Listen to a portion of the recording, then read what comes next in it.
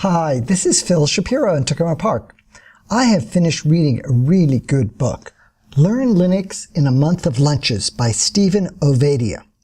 Steven is a librarian and a professor at the City University of New York, and I first came to meet him on the opensource.com website. He writes a lot of articles over there, and so I've been reading his articles, and when I found out he came out with a book, I said, I have got to read that book.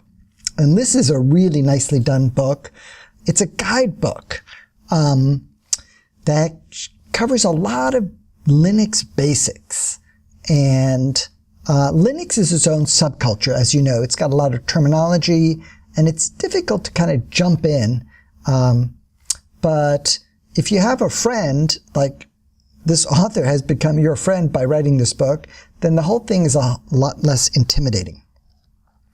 Steven Ovadia is a professor and librarian at LaGuardia Community College, City University of New York. He lives in Queens. One neat thing about this book is that there is an online forum that the publisher, Manning Publications, so there's an online forum that people who purchase the book can register and leave questions and answer other people's questions and interact with the author. And so that's really nice. That's really interesting. It makes the book like a livable life, a living and breathing organism. This is the back screen of the back cover of the book that I scanned. And I'll just read a bit of it. If you've only used Windows or Mac OS X, you may be daunted by Linux, and yet Linux doesn't have to be that hard. The payoff is great. And the name of the book comes from the fact that it's designed so that you could read each section, each little chapter of the book within your lunch period, like within an hour of lunch at work. And there are little exercises called labs. There's an answer key in the back for the exercises. And here is about this book. Here's a scan I did. This book came about because I saw that while there's lots of technical Linux books for people who work with servers, there was nothing to help people learn Linux for the desktop work. So I have seen other good guidebooks, but I haven't seen any good guidebooks of this quality. So it's a testament to the author and the editors and the publisher that this is a comprehensive book that is kind of not too easy and not too hard. It really strikes kind of a Goldilocks balance. I've seen Linux books, guidebooks that are just too easy, and I've seen some that are just too hard. And this kind of gets it right in the middle. This book covers what Linux is, how to install it, the desktop environments, the command line, productivity software, running Windows programs on Linux, that's VirtualBox, package management. And I learned some neat stuff about, it's a testament to this book that I'm pretty skilled with Linux in general, but I learned a couple of things I didn't know reading the book. I really liked the part about version control, and he explains about GitLab. So that was neat. I learned something new, and it was useful, and he did a great job. As you know, as a college professor, that's what he does for a living, is explain stuff. And then I also learned about using Stack Exchange. So I heard about Stack Exchange, but he highly recommends it. And you can go to unix.stackexchange.com. It's the Unix and Linux Stack Exchange. It's free. You register and you post questions. And users vote on the quality of the answers. So people answer each other's questions, and then you can see the better quality answers kind of float to the top, I imagine. There's a nice section on how to install Linux. He gives instructions here for Windows, and when I was reading this, I said, I wonder where the Mac and Linux instructions are for making bootable USB flash drives. Then it suddenly dawned on me. He left out intentionally those sections so that a person like me, a reviewer, can add those sections to the forum. So this was very intentional. It's a brilliant strategy. And very compassionate, because it took me about 10 minutes and I added a little section on making bootable Linux things on the Mac, and now I feel like I am part of the book. He did all the heavy lifting. He did hundreds and hundreds of hours of work, and I come along and I find the last jigsaw puzzle piece, and I put it down, and then all of a sudden I'm part of the book, because this is a living, breathing book. So I think that shows great compassion on his part that he left that out. Here is the website for the book.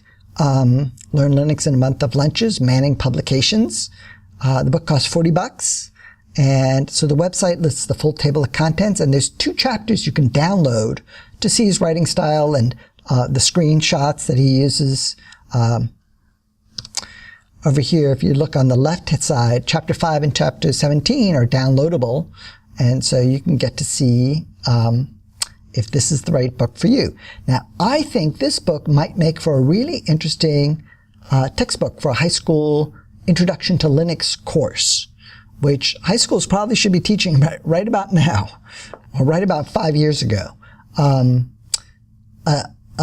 teacher of that class could use this book beneficially, and then the teacher could make screencasts that accompany each chapter, a short little screencast or long screencast, a screencast just like this one here where the teacher is explaining something, so that the book itself is the foundation of knowledge, and then the teacher can add to that foundation with their own little spin or twist or whatever. So, and then Steven has done the heavy lifting, and then teachers could use each other's screencasts, which would be really neat when they share that on the forum. So, oopsie, let's see. We're going to see the forum? I think we're going to see the forum.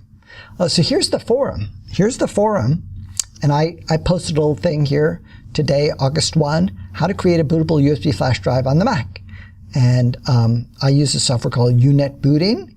And I left out, I could have written how to do this similar procedure on Linux, but I wanted somebody else to do it, because I wanted somebody else to participate in this living, breathing book. And they could have a role, and it would make their life meaningful. There's a little introduction to the book from Jim Whitehurst. Jim Whitehurst is the CEO of a company called Red Hat. It's a small little company, about $2 billion. You might have heard of them. Jim Whitehurst has written a really interesting book, The Open Organization, about 2 or 3 years ago. Here's the website for the Open Organization book, and you should go look at this book. I found it a really interesting read. You can read a sample of the book on the website and watch this video. And maybe you want your public library to buy a copy of this book. I found it really interesting. I did a video book review of this book. You can find it on YouTube, the Open Organization Book Review, Phil Shapiro. And while you're there, you'll see Jim Whitehurst. There's a bunch of videos about him talking about flat hierarchy companies. There's a whole new way of doing work. And I'm all in favor of that kind of stuff. It's good for companies, and it's good for people. I mentioned Steven Ovadia. He writes for library publications, and so I asked him if he'd send me a link to the articles he's written, and he sent me this, which I'm going to include in the description of this video.